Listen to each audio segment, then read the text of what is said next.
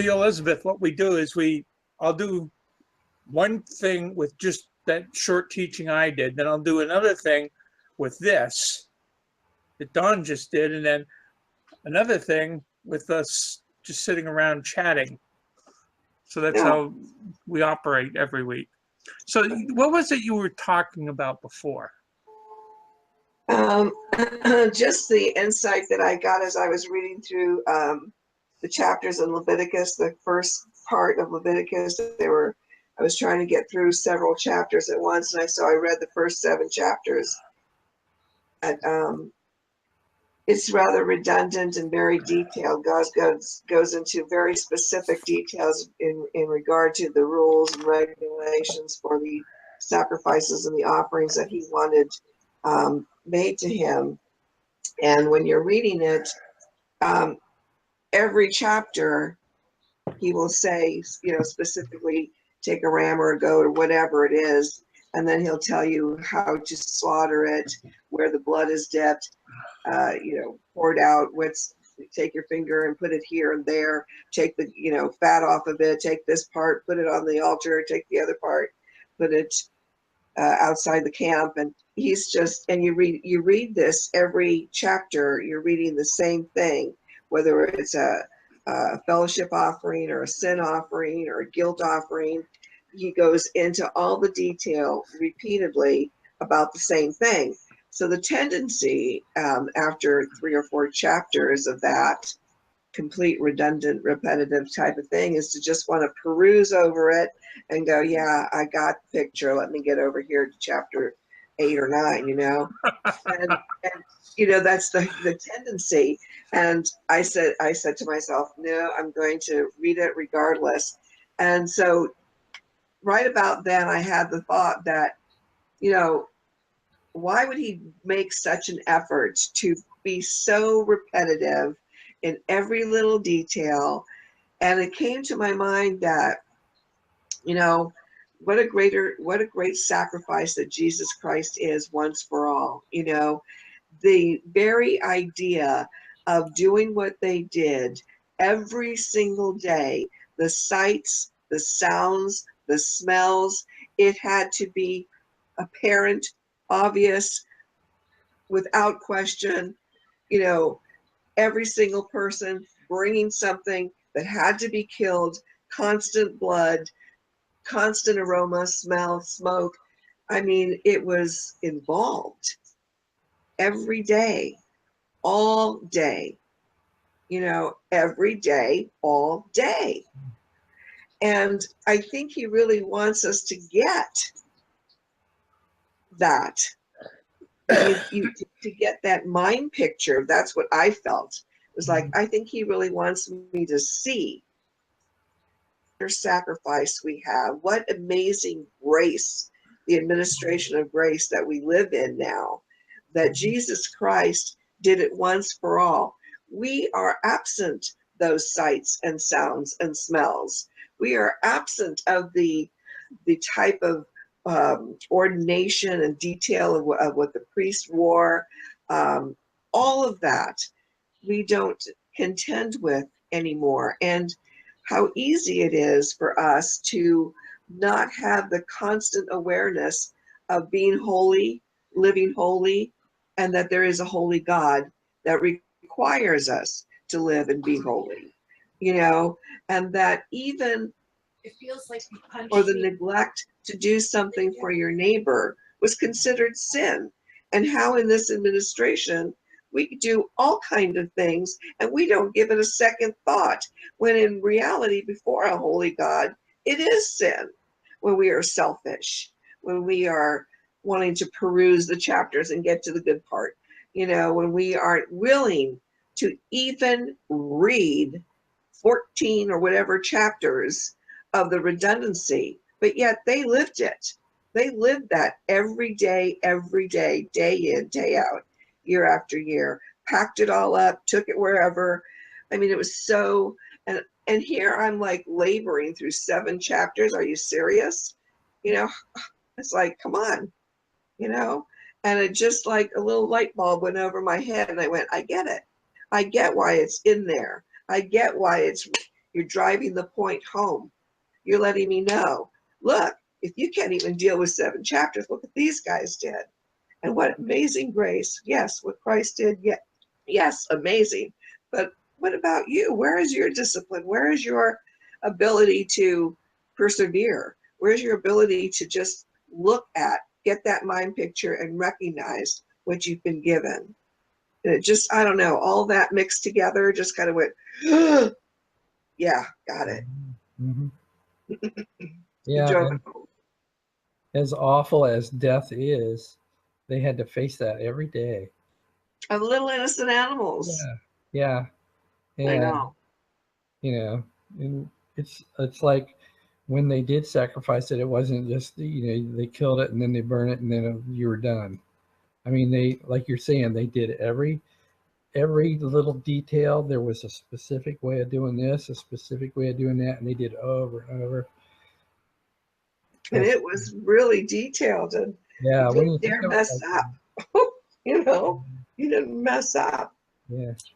You know, recently I started a page on Facebook about manners and customs of the Bible, and I suddenly thought of Leviticus the other day.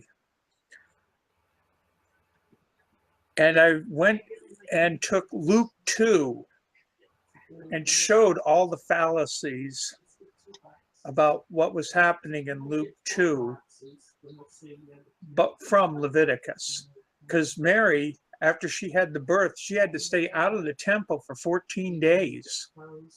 She couldn't go into the temple for 14 days. She had a boy that was 7 days.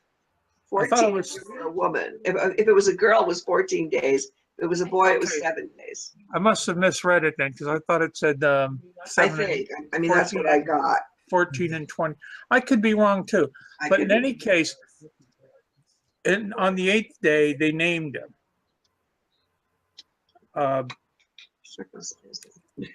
Yeah. And then she had to stay home for 30 some odd days. And so by that, it proves that the wise men were no place near the birth of Jesus Christ, because once the wise men came, they got told to hot-footed over to Egypt. Mm-hmm. And so they couldn't have been there anytime earlier than 40 days, but because of other things, we know that it was probably more like a year and a half, year and a half, something like that.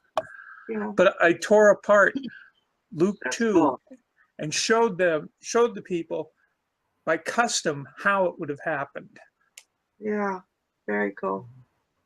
It kind of shows the value that God puts on life. That when you were required back then to make a sacrifice, that he wanted you to do all of those things as kind of like just to know that thing really was a living thing. It was costly. Yes, it was. Yes. Yes. And then for them to have to sacrifice different kinds of animals for different kinds of things, and it was like you say, a daily, a constant, ongoing process that was occurring on a regular basis, and everybody would have known about, and everybody would have participated in it. Yes. Probably several times a week, maybe, I don't know, but a lot. Yes. So to think that it's just so different for us today, isn't it? I mean, yeah, we don't have those constant reminders in your face kind of. I mean, for them, it was like in your face, you know, and for us, we can easily just not even give any thought or consideration to what it is to live, you know, holy, let alone just doing the right thing all the time. Like Jesus, he always did the right thing, and he's our example, you know. And to me, it's like, wow, I mean, is that really possible? You know, and in a way, yeah, to do the right thing, yeah. I mean, he really appreciates us living and doing the right thing. And sometimes we have to sacrifice. Sometimes it's costly for us in one way or another, whether we're popular or we, don't take what doesn't belong to us. I'm trying to think of examples, just, not laughing at something that's disgusting or going along with it because everyone else is, and, bearing false witness or whatever it might be, the temptation to be more liked and care about what man thinks rather than what God thinks. It's a challenge, and it's one that he expects that kind of obedience on our own. You have the word, you have Christ in you. What are you going to do with that? What are you going to do with that? You don't have that constant reminder. Yeah. Talk about grace. Oh my goodness. You don't have that death in your face every day. All we have to do is what he asks us to do. That's be the living sacrifice. That is, a sweet smelling aroma. It says, I think in Romans, that's how we live our life, that we might be a sweet smelling sacrifice to him, just like the burning of the fat and the, whatever else was being put on the altars. Yeah. It's kind of a cool correlation. Yeah. So that was just something that came to my mind the other day, just like, I won't be skipping over any chapters anymore. What? You The won't moral of the story. chapters anymore. Yeah. Learn to stick it out. Yeah. Might be something worth learning. Yeah, you never know. I'm telling you. God is good. He's faithful. He's always teaching us something from his word. I remember one time I was reading about how David had come back to camp, and I don't know who it was. Some ites had come in, and they'd taken the children and the wives and had taken them off as plunder. And the guys came back after fighting some big war, and they were exhausted. And they're like, what? Everything's gone. We've been plundered and our families have been taken. Oh my God. So they had to rally again. And they went out to get the guys, who had taken their families. And, some of the people wanted to stay behind, right? So they're like, okay, you stay behind. And if you're tired, whatever, we'll go get, we'll go do what we got to do. So they come back with the wives and the children and all this stuff and all the plunder. They plundered them back. They got what they had coming to them and then plundered them. And then the people who had stayed behind, they said, they didn't want the people who brought it all back, didn't want them to take part in the sharing of the plunder.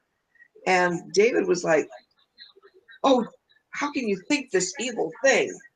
And I remember thinking, well, they didn't deserve it. I can understand why they didn't want them to share it. And yet when I read that, I went, oh my God, what God is saying here is that's an evil thought. That's a selfish thought. Like, well, they didn't deserve it because they didn't go with and they stayed behind and got to rest, and they don't, and they didn't plunder those people. So why should they share the plunder? But David called it an evil thought, not to think evil like that. And he used the word evil.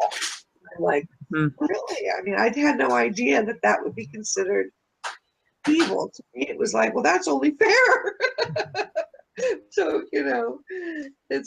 you always get something out of it. That's what I love about the Old Testament. Yeah. You just get to see the rawness of everybody, and you obviously too. It's kind of interesting. I was at a fellowship where there was a person who was studying Hebrew and Hebrew tradition and all this kind of stuff, was teaching, and hospitality was a huge thing in the Hebrew scriptures. And one of the things about Sodom and Gomorrah, there's all the sexual stuff, yeah. But they were mean. They were not hospitable. In every town, in the center of town, there was a place that strangers could stay and be protected, right in the center of town. Yeah. And they didn't have that in Sodom and Gomorrah. they didn't want people moving there because they were making a lot of money. Oh, really? And they would have, would have cut out, they were worried about their piece of the pie not being big enough. So they were not hospitable to people. In fact, when the angels came, who was it who jumped up and to greet them? It was Lot. Yeah. And he was following Hebrew tradition. You greet and welcome strangers, and you constrain them to come to your house. Yeah, he must have asked 3 times. Yeah, he did. And in any case, they came, and but nobody else in town wanted. There were 2 reasons men raped men. One was to humiliate them, which was, I think, what the case was with Lot and the 2 angels and everybody from town, all the homos from town coming to get him. I think they wanted to humiliate them just as much as they wanted to rape them. It's a hard section of scripture to look at, and then Lot's response to give up his virgin daughters. That's always just blown my mind. But yeah, that is a supposedly hospitable thing. It's a little mind blowing to me though. But yeah, But I'm not a daughter.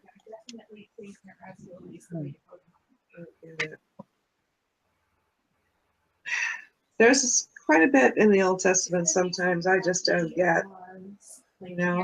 Like Rebecca, she knew that her younger son was going to take the birthright and be the younger son. Or the younger son the older son would serve the younger son. Yeah. And yet, knowing this, she still, played a part in the deception of Jacob. So it's like, why? Or Isaac, why? Why would she do that? And was she trying to help God along, kind of like Sarah and Hagar? It's kind of a little puzzling to me. I've never understood that. Does anybody have any clarity on that?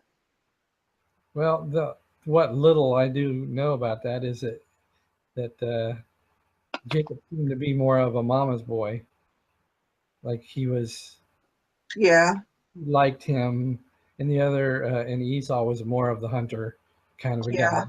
So he was so there may have been something to that. The hunter one would please his father more and then the tiller would please the mother more.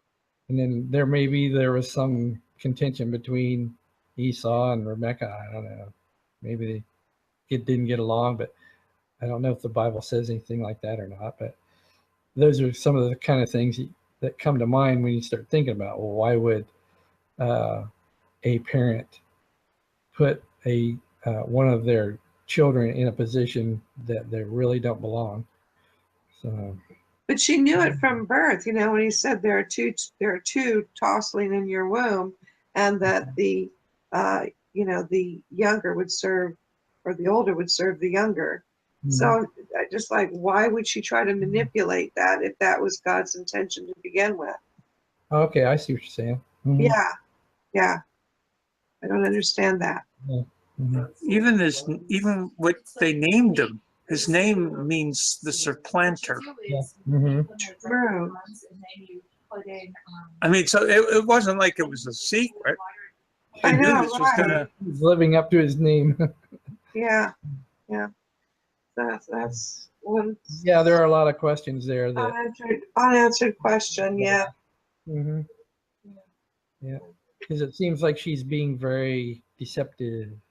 Mm-hmm. Mm-hmm. Which seems to be, in other places in the Bible, very wrong. So, why would you do that? I just kind of wonder sometimes. I wonder sometimes. Talking about different things like this, that's kind of fun. Mm-hmm.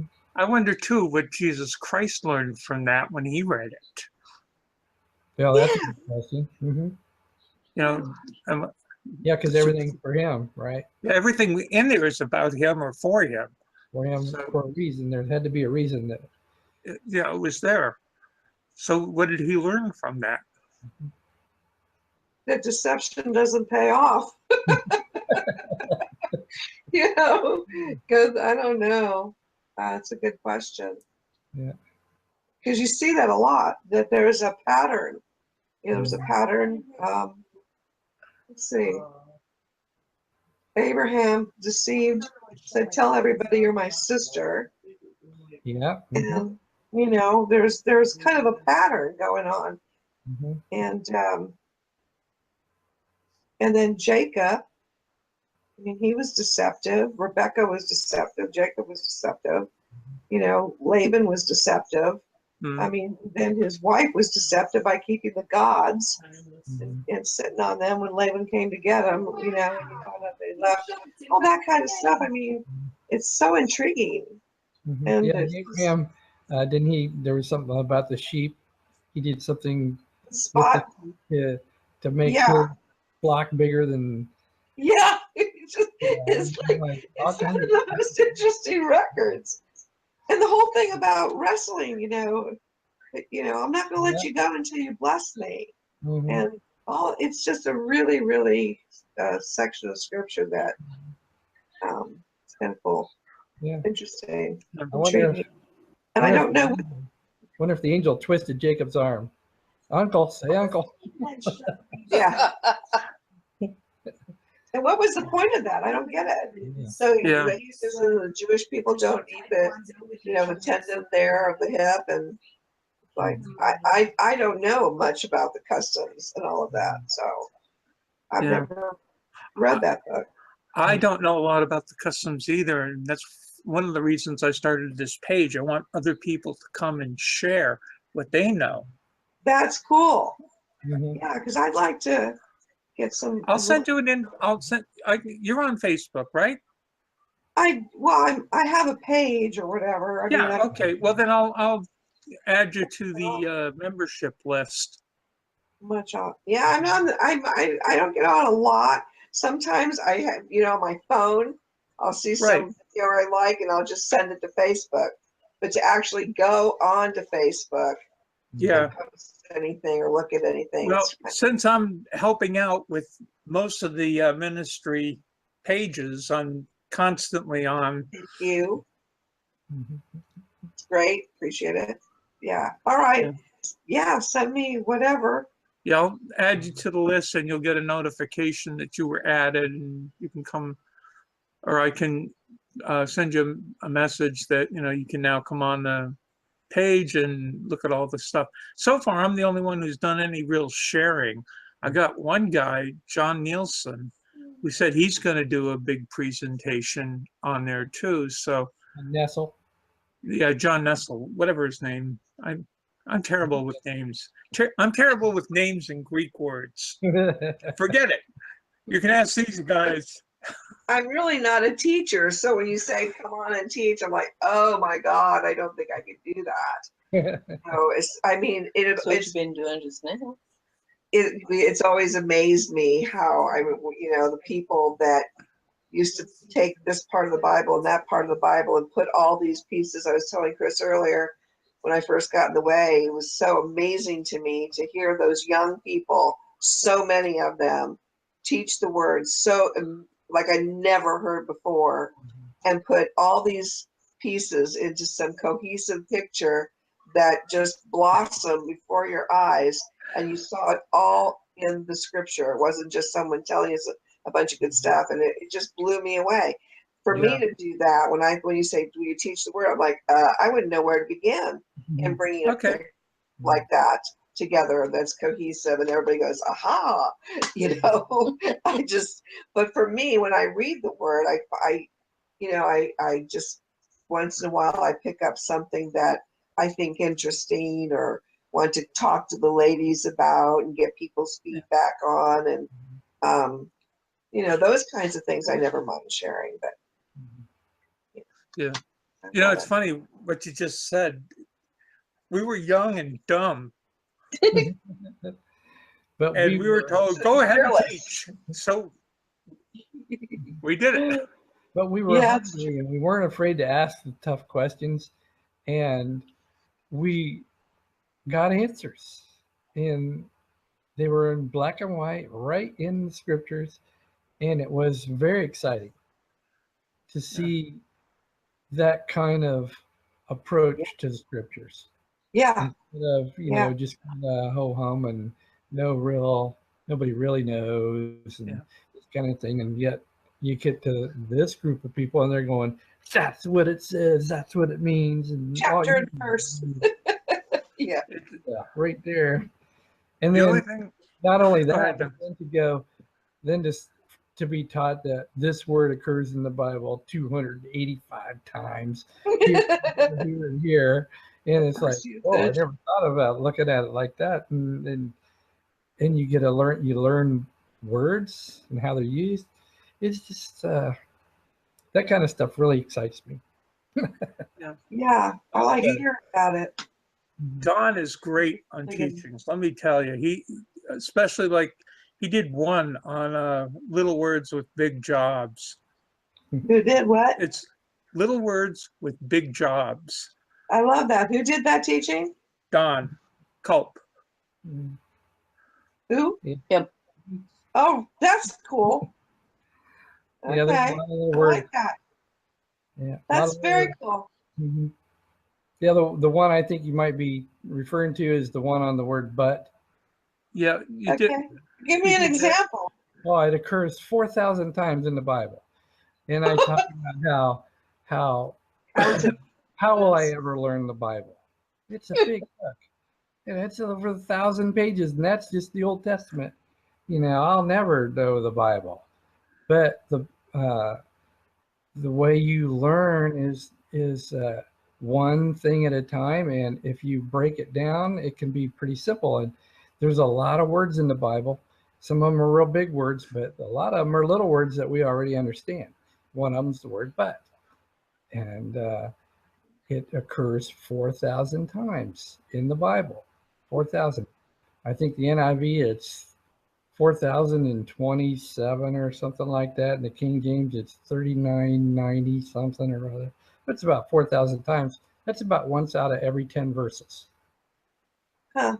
Wow. And you know how to use the word but is a contrasting conjunction. It always separates what came before it with what follows it. They're in contrast.